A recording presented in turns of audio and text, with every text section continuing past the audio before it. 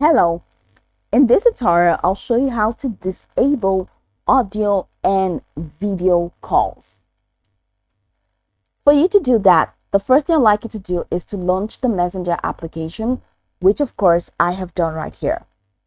At the bottom corner of the home screen, you'll find Chats, Meta AI, and Highlights. Ensure you set it to the Chats tab. So once you click on Chat, it takes you to the Chats window where you have all your conversations organized. Now, click on the person that you want to disable audio and video calls for. And once you click on that, at the top right corner, you're going to find the eye icon. So once you click on that, it takes you over here. Scroll the way down where you have notification and sound. Click on that, and over here where you have on customized notifications, you have messages, you have reactions, you have calls. On the calls, just go ahead and toggle that off. So you have to mute it. You can mute for 15 minutes, you can mute for 1 hour, you can mute for 8 hours, you can mute for 24 hours, you can mute until alarm at 6 p.m. or you can mute until I change it. So go ahead and click on until I change it and click on OK. This way, whenever this person tries to call you, you will not get a notification for it.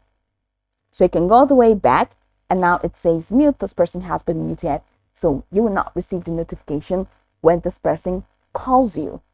The next way to go about this is to actually head over to your phone settings. I'm using the Android phone. Then once you head over here, go ahead and click on privacy.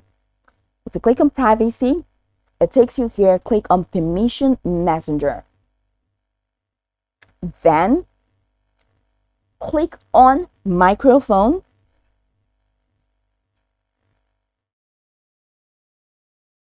And then search for messenger.